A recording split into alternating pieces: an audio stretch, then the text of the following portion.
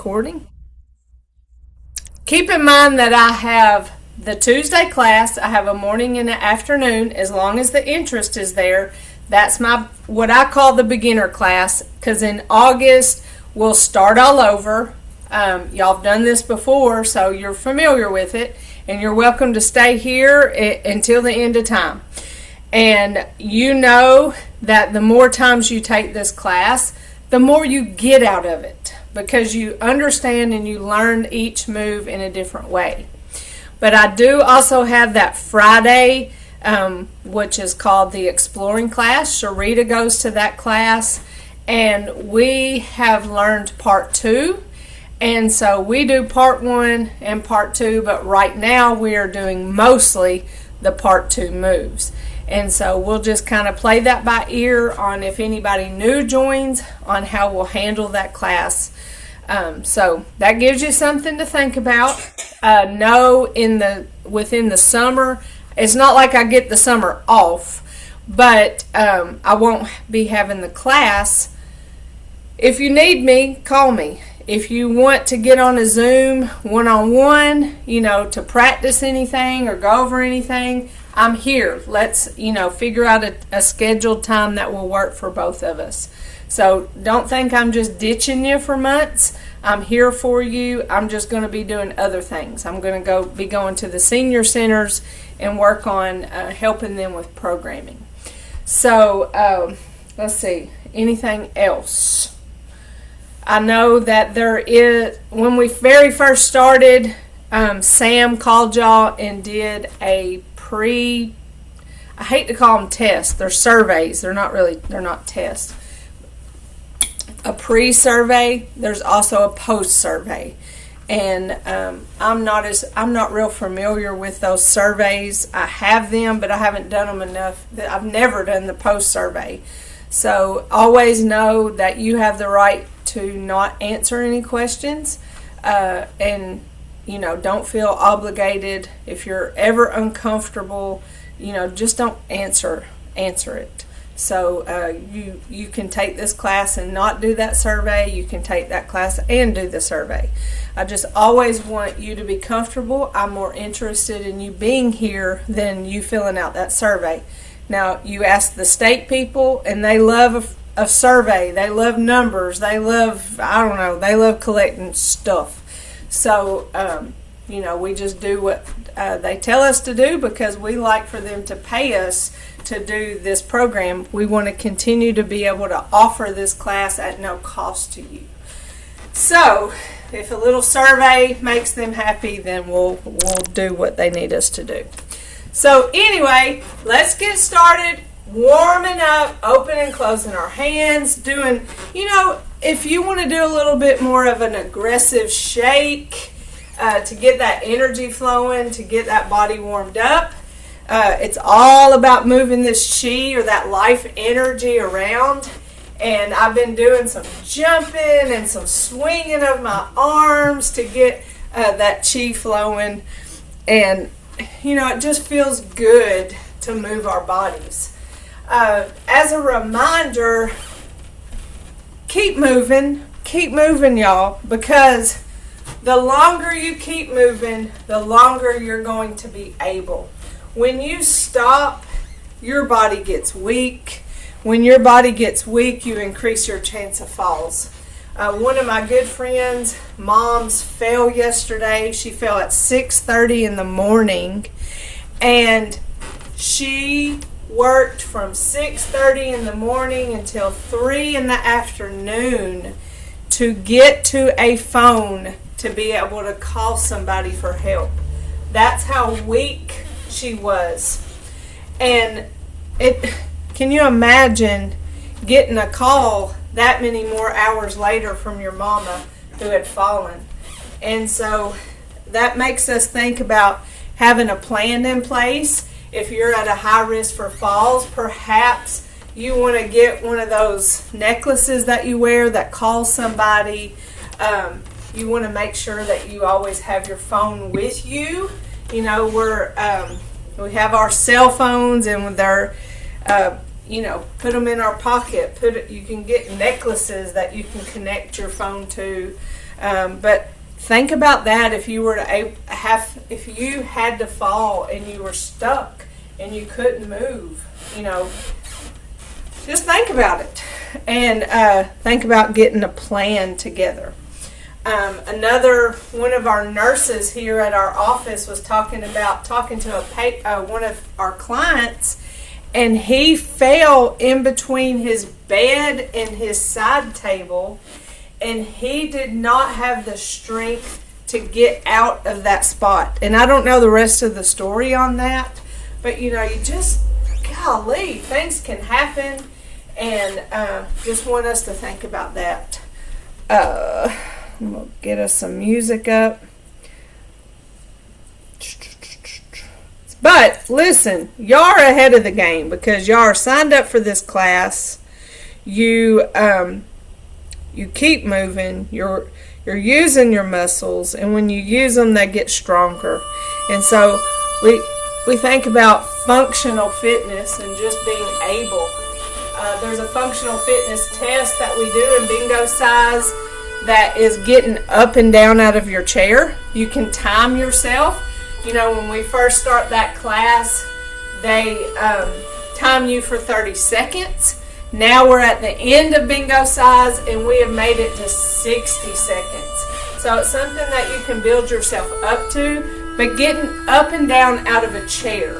And so your goal in those chair stands is this: hands crossed and getting down and up, just using the strength of your legs.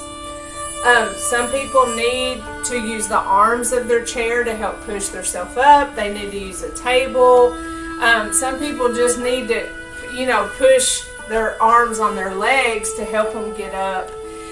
Some people need to do a little bit of rocking, but practicing that functional fitness test will let you know where you stand with strength and balance. And what I always tell them is, think about the one time that you get up and down that you really want to be by yourself when you do it. That's in the bathroom, when you're going to the toilet, even whenever you get into a bathtub, if you have a tub, not a shower, getting down and up. Functional fitness, wanting to bathe and toilet yourself by yourself. That's what I always think of whenever we practice that getting up and down out of the chair. So, it's nice to learn Tai Chi. I love learning Tai Chi, expanding our minds and doing something different, but when it all boils down to falls prevention, because it can be very life-changing. All right, let's get in our stable stance. Our feet are about hip width apart. We have good posture. We're not holding tension anywhere, and we're breathing. Let's begin with our neck.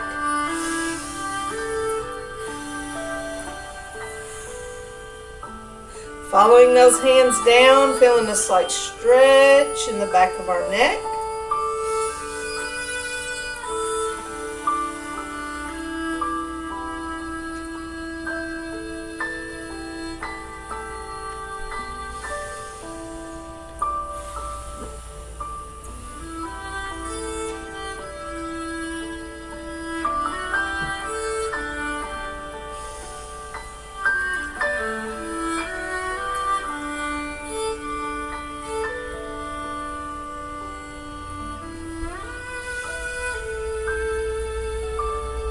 Let's take our head side to side, following our hand, stretching that neck.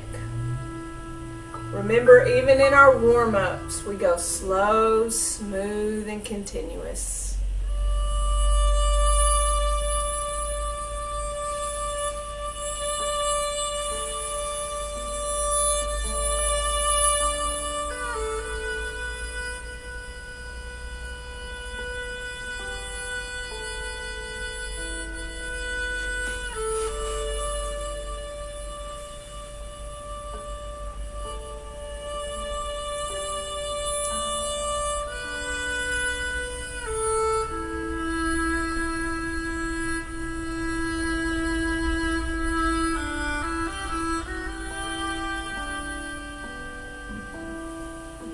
our shoulders.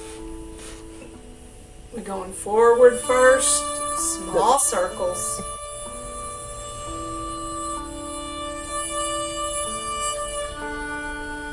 And back.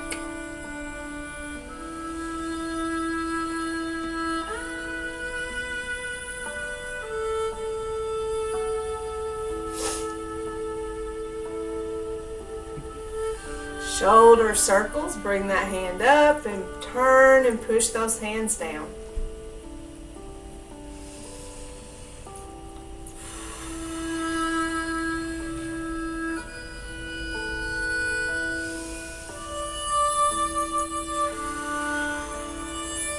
I'm matching my breath with my movement. Inhaling as I come up and exhaling as I come down. Depending on how long it takes you to inhale and exhale, match the hand movements to that. Because all our lungs are different.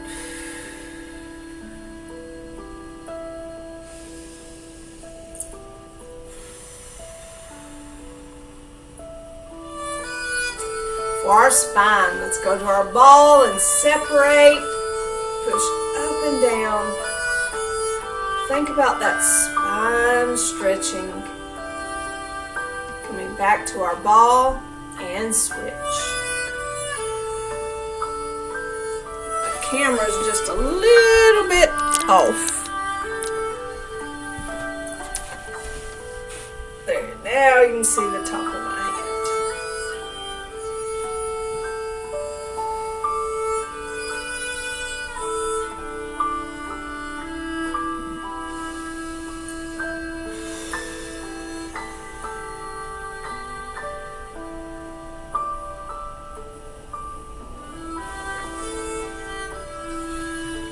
So these first moves, the ones of our upper body, neck, spine, shoulders, can easily be done seated.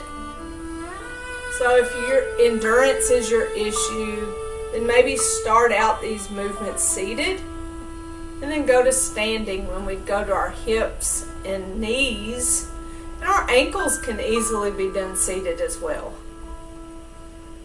So pace yourself and listen to your body and just do the best that you can. I'm thankful for those opportunities to teach class seated, even though I didn't like if my foot was hurt, or if I didn't like if my butt was hurt or hip, whatever it is that was hurting. That stuff happens, and sometimes there's not an explanation, is there?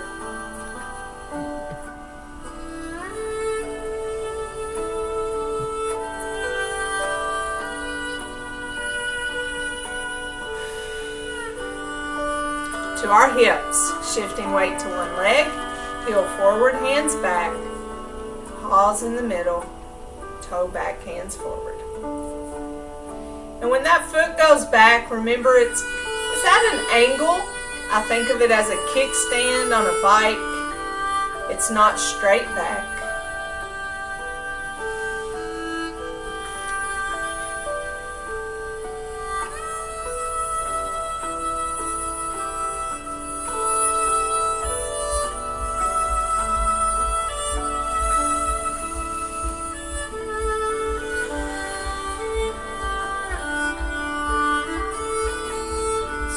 To the other side.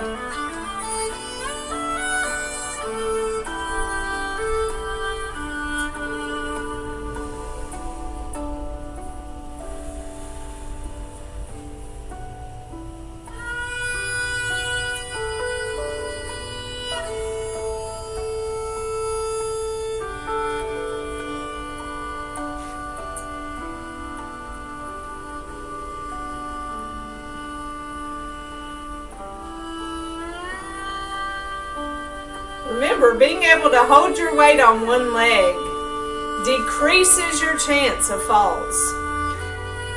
So keep practicing these movements where you transfer weight to one leg, even if you have to hold on to a chair while you do it. Even if you don't lift the other foot off the ground once the weight is transferred. Practice weight shifting. Practice holding yourself on one leg. Those muscles become stabilizer muscles, strong in a different way.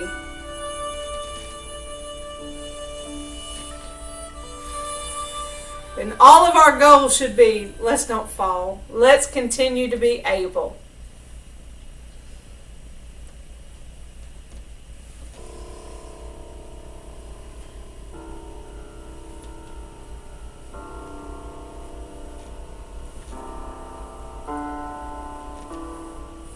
For our knees, loose fists at our hips, shift, lift, tap and punch. I'm keeping my foot low. You can raise yours a little higher if you want to challenge yourself.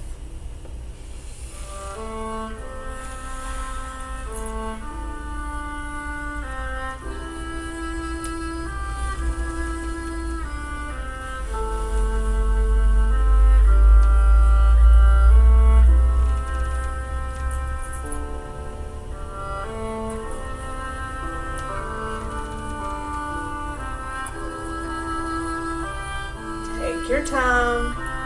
And I know going slow is a challenge, but that's what we're trying to do here, is challenge these muscles to hold us.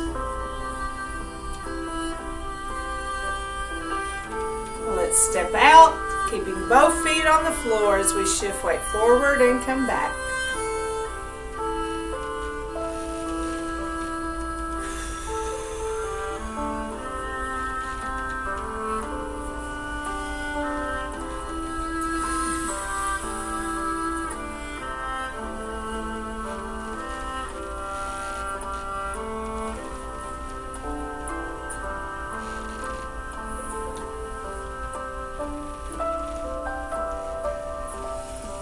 Stay upright as you shift the weight forward. Don't lean into the movement. My body always wants to lean when I shift forward.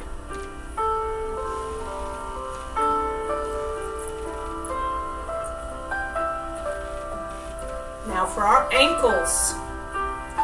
Shifting weight to one leg. Now heel, toe.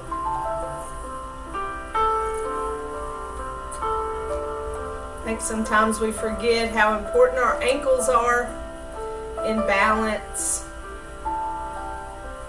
If you've ever turned an ankle, you know.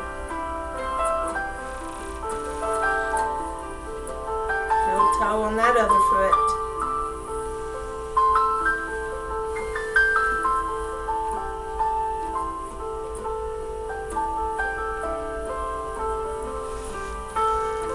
Big toe, little toe.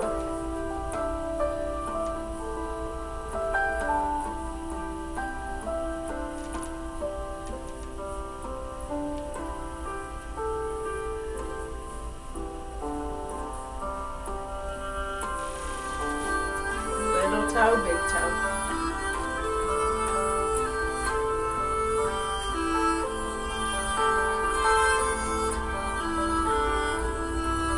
Notice your feet or your hands right here. Make sure you're not squeezing, holding any tension.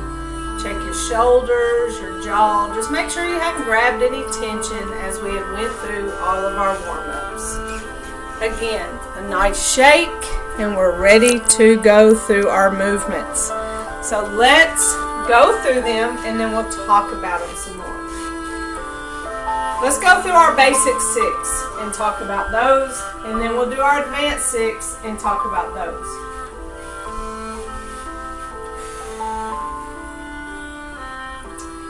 And commence.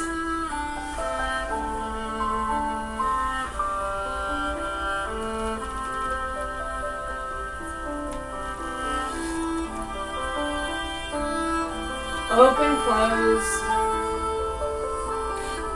Single whip.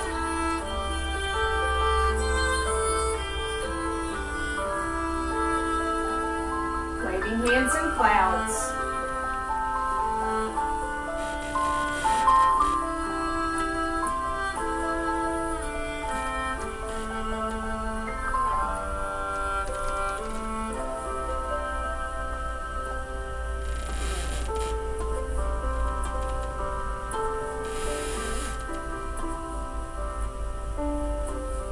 Open, close. Single whip.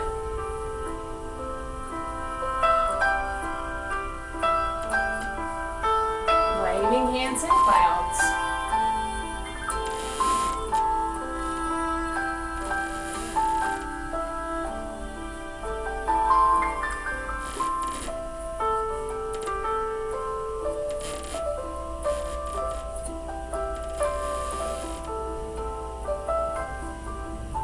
Open, close.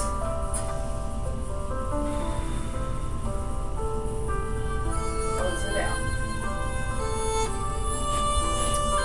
So let's talk about it. In relation to our principles, of course, slow, smooth, and continuous. That's a pretty easy one. Our pace is slow as we go through our movements. As we transition from one direction to another direction, we do everything really smoothly and continuous. That's our goal anyway. You know, in the beginning we're kind of more choppy, and the more we learn and know our moves, we're able to be more smooth and continuous because we know what's next even without thinking about it. So that's part of our movement control. Now, with gentle resistance, I find myself kind of going in and out with it. There are certain movements that lend itself to gentle resistance. You know, whenever I'm coming up for commencement, you know, I'm very light. And when I come down, I give a little bit of that gentle resistance, like I'm pushing through heavy air. And then I go light again as I come in and up. And when I push out, I'm back to a little bit of that resistance. And then when I come back, I pull a little bit. So the moments that I add that gentle resistance in, it may differ from time to time. It may differ from whenever you feel like a movement goes with the moving through the water, right? So when we do open and close, it lends itself to gentle resistance. Pull in the accordion, push in the accordion. Single whip, I push out with resistance and open up with resistance. It's gentle, it's not harsh. Just like the air is heavy, just like you're moving through water. Of course, we check our posture throughout. When we think about weight transfer, remember the step is empty. We don't give it weight, and then we do. So with commencement, we come up. When I shift weight to this right leg, it happens the same time as I'm coming down with my hands. And so I'm thinking about down and weight shift, like my hands are doing something powerful. Pulling that weight down, empty step, and then when I shift weight to that foot that just stepped out, the same time that I push my hands out. So hand movement and weight shift. So we're kind of reviewing some of these principles and how they go into our movements. Open joint. You know, open and close is one of those times when I really think about my armpits being able to breathe. You know, my hands are out here, not closed off. When we're lucky, we can practice without talking and experience mental quietness. So with all those things that I just talked about, let's go through our basic 6 again. And you know, whether you think about slow, smooth, continuous, whether you kind of go in and out of gentle resistance, double checking your posture throughout, weight transfer and hand movement, empty step, right before that weight transfer. All right, so let's go through it again, thinking about those things. Whatever principle serves you, whichever one you want to focus on. Here we go. And commence.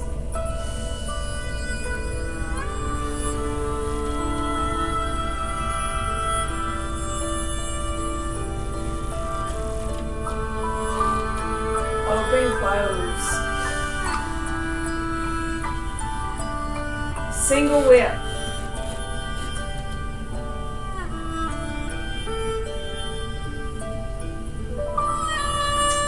Waving hands in clouds.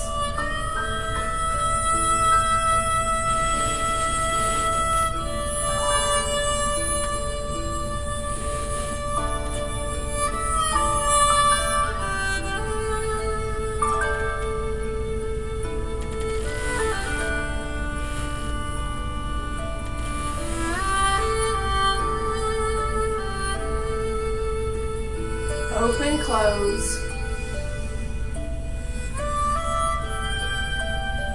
Single whip.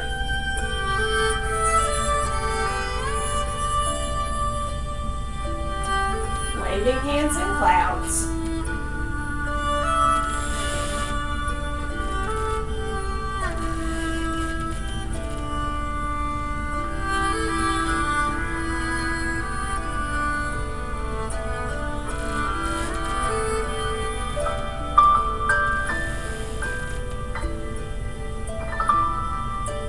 Open, close. Close it out.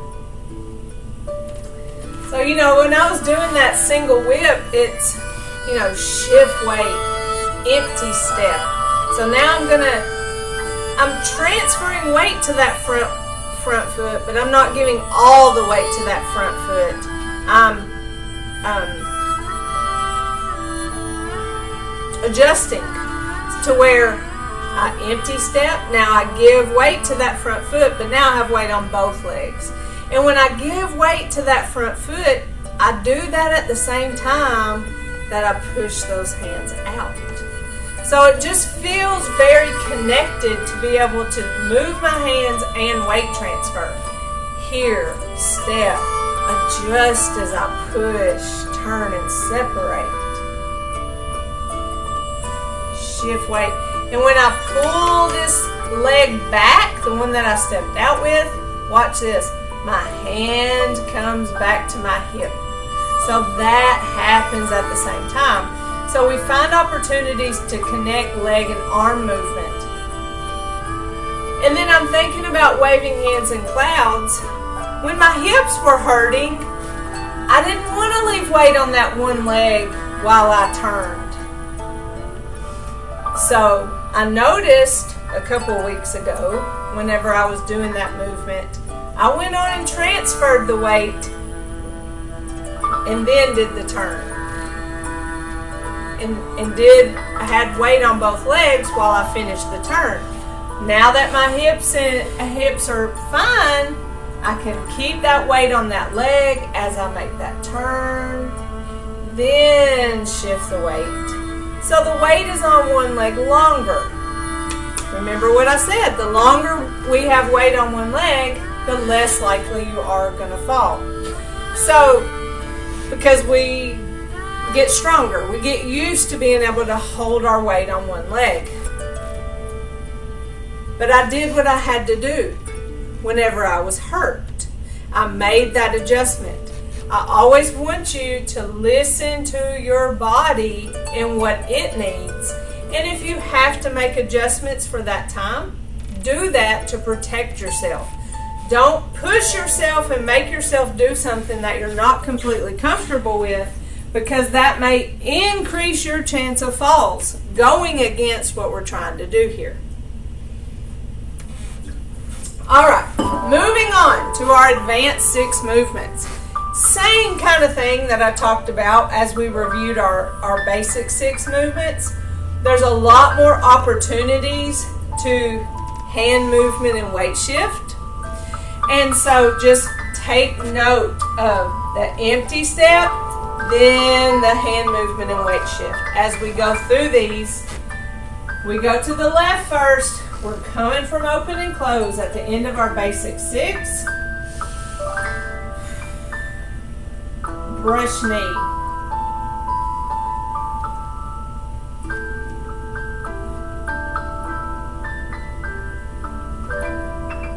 Play the lute. Parry punch. You can probably see my gentle resistance as I move. Block and close. Push the tiger. To the front. Open, close. Brush knee. To the right.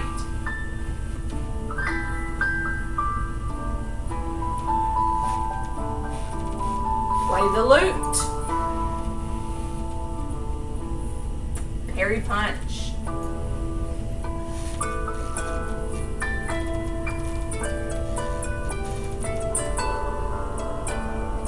Lock and close. Push the tiger. Open, close. Close it out. Remember another thing, I think about just how small these steps are as we step forward and step back. So when we think steps, sometimes we think something really big, but notice if you feel like you're kicking off, then maybe your feet are too far apart and you're not able to completely transfer that weight to one leg and do that follow step. Now, in theory, when you do that follow step foot, the heel of the foot is not on the ground, but only a piece of paper could fit there when you follow step. What we don't want for sure is for that foot to be, or that heel to be up. So we want it to be down. So it doesn't have weight. It's like a piece of paper right there up under that heel. So that whole foot isn't connected to the ground. A follow step doesn't get weight unless it's for safety. But that follow step foot gets no weight. One reason is because it's the first step of that next move. So you can't step a foot with weight on it. So you leave the weight off, and there's the first step of that next move. Follow step. Again, follow step foot is the period at the end of a movement. A follow step foot is the first step. The foot is the first step of that next movement. So our steps are really, really small as we move through Advanced 6. So let's do it again, thinking about how small those steps are. Our follow step foot has no weight. The heel is not on the ground. Only a piece of paper could fit there. More importantly, that heel isn't up. What happens when that heel is up is it pushes my body forward. I mean, I'm being a little bit dramatic about it, but grounded here, heel up, it's pushing me forward. Pushing me forward is getting me off of a balance. I'm going towards falling. So keep that in mind, that when our legs are here, have that good posture, our feet are grounded. Even a foot that doesn't have weight on it is still grounded. All right, let's do it again. Advanced 6. Brush knee.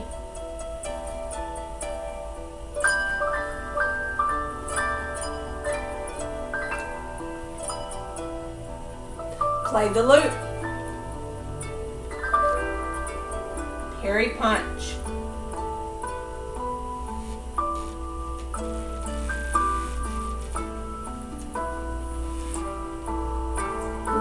close. Push the tiger.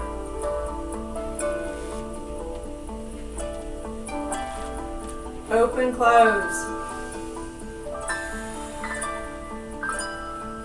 Brush knee.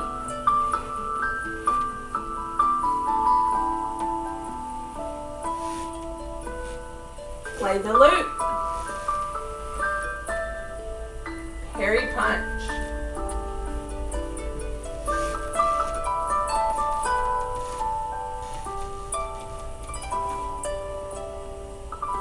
Lock and close.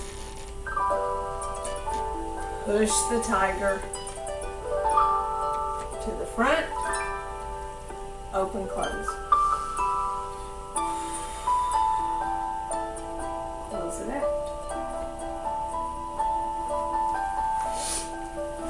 So they're like half steps. When you follow a step, you pick your foot up and put it down almost exactly where it was. So we're not taking big steps. Because we're moving energy, you can almost think about energy visually. Like you're, seeing the energy and pushing the energy and pulling as you go through the movements. Because we're working with energy here. And I notice that whenever I do that brush knee, I'm like, looking out there and watching and pushing that energy. So push is a resistance word. And so when you think of that movement as a push, then you're following that principle of, in movement control, of gentle resistance. When we play the lute, there's kind of a pull here. There's that pull and extend. That's right here. Pull and extend. So it really lends itself to resistance. Here. Push. So when you think of it as push and pull, then you're more likely to follow it as that principle. Just using that verbiage in your head. Alright, so let's do our advanced 6 again. Then we'll just go through the whole part 1 movement. I'll even turn on our music and we can practice pace. Alright, here we go. From the top. Brush knee.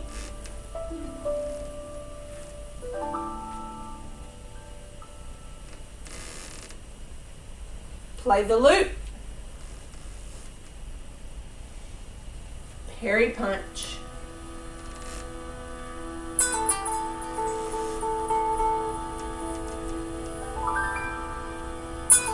Lock and close. Push the tiger. Open, close. Brush knee.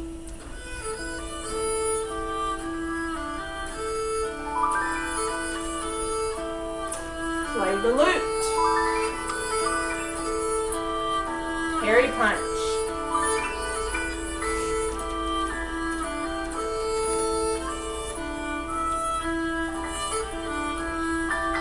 Lock and close. Push the tiger to the front. Open, close.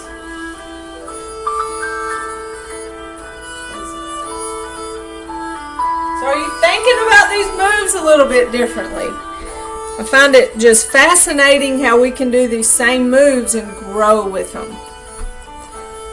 Alright. And another phenomenon is the series of movements starts to feel shorter. When we first learned it, it seemed really long and overwhelming. Alright, to the top. Here's our song. I'm going to put us on repeat and we'll practice it with this music from the top all the way through part 1.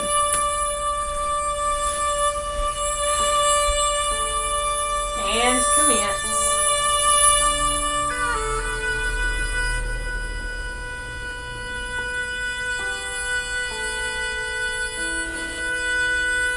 close.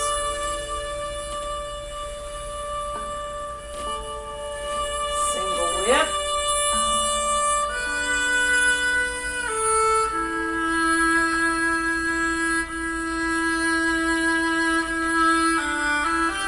Waving hands in clouds.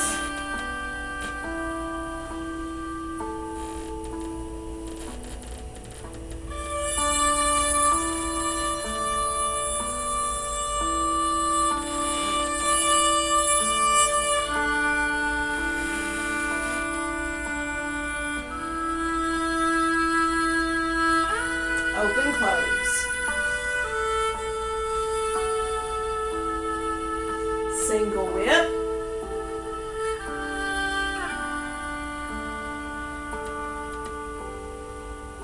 Waving hands in clouds.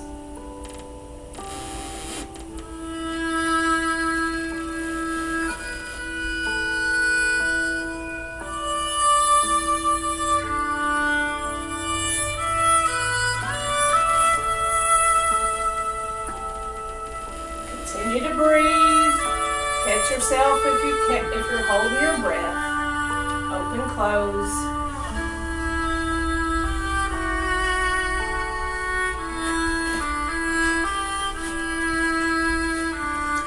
Advance 6.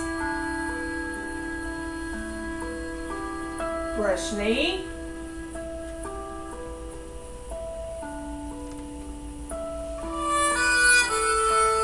Play the lute. Carry punch.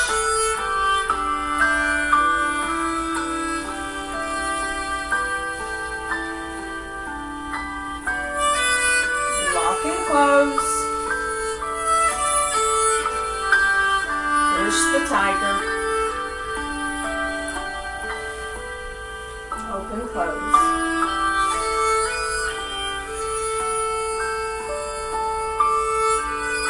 Brush knee.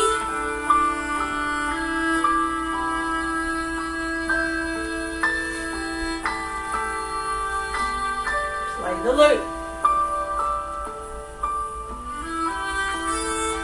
Carry punch.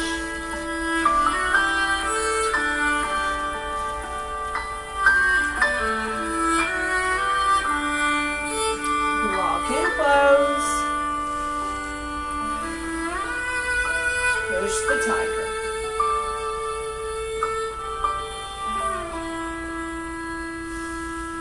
Open, close.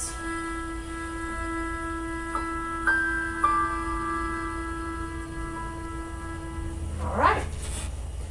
Again.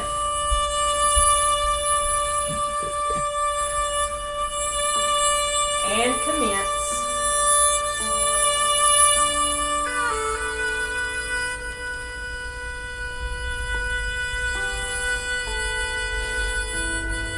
Open, close.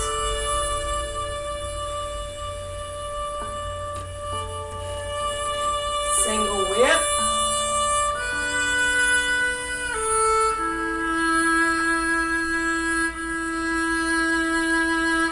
Waving hands in clouds.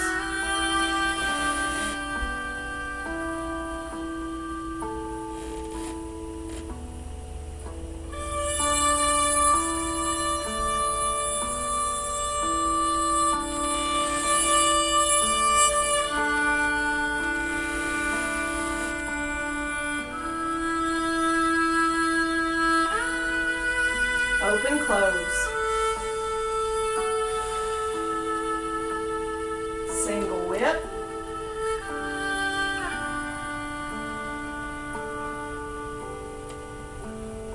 Waving hands in clouds.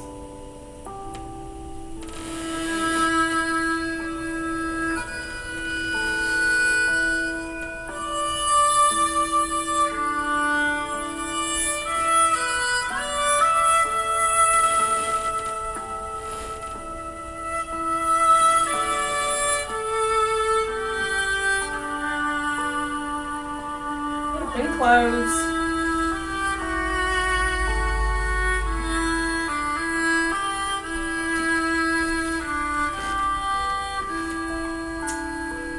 Advance 6.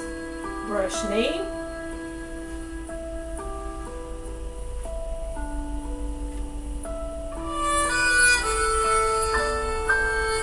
Play the loop.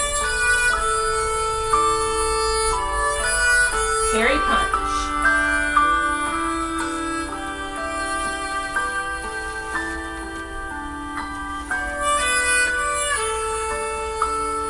Lock and close.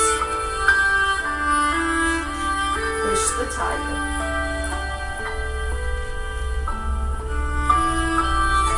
Open, close. Brush knee.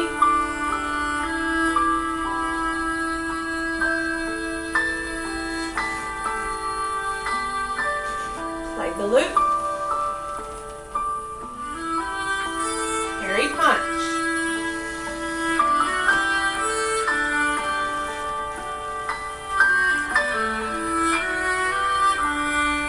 Lock and close. Push the tiger. Open, close.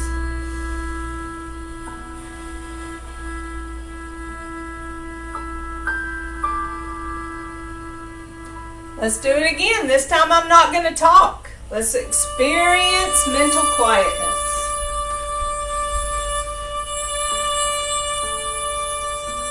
And again.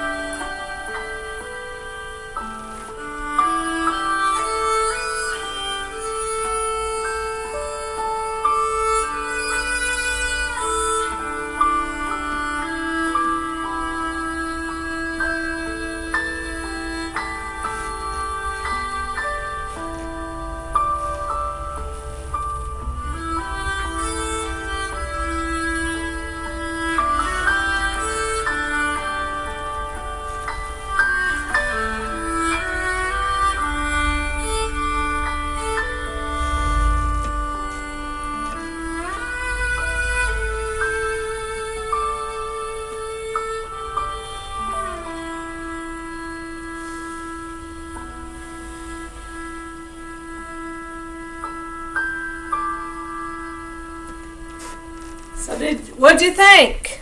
Good stuff? Are you feeling a little bit warm? Let's give ourselves a fist massage. I like getting a little bit warm when I'm doing my Tai Chi because it really is a reminder that it is a cardiovascular exercise, and that as we come up and down, even ever so slightly, encourage the pumping of our hearts, making it a cardiovascular exercise.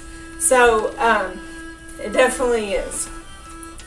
Probably has nothing to do with this door being shut and the air not flowing. Nothing. All right, let's gather tension. We don't want to live in tension. Let's let it go. Gather and release.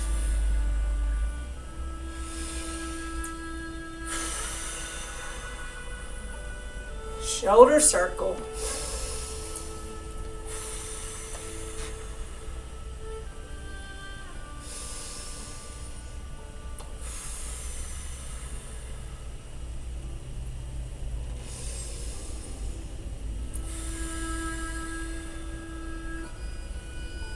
We have our fist representing our strength, our fingers together representing our friendship, our thumb in our humility. We put those together in mutual respect. We say namaste. Namaste. Now, with 2 classes left, y'all keep in mind or be thinking about if there's anything in particular you want to go over, any questions that you have. So I want to make sure that we end this class with, feeling good and feeling like we have a grasp on what we're doing. Open this door. Y'all have anything for me now? Turn this off. We're good today. Mm-hmm. Yes. When we talk about humility, I found this on the internet and I saved it to share with y'all. It says, the fastest learners aren't the smartest. They are the most humble. They ask more questions. They try more often. They're not afraid to look like beginners. Ego slows you down. Curiosity moves you forward. Stay a student always. And I thought that is just so perfectly what and who we are in Tai Chi. And I've been fascinated with humility and what it means to be willing to admit that we have a lot to learn. And I love that. And so I will save that, print it, put it in my folder, and keep adding it to our classes. But I brought that up. I wanted to share that with y'all. All right. Well, I hope y'all have a great week. Sharita, I'll see you Friday. We have class next week. Y'all let me know if you need me, okay? Okay. Thanks. All right. Love y'all. Love you Love too. you too. All right. Bye-bye. Bye. Bye-bye.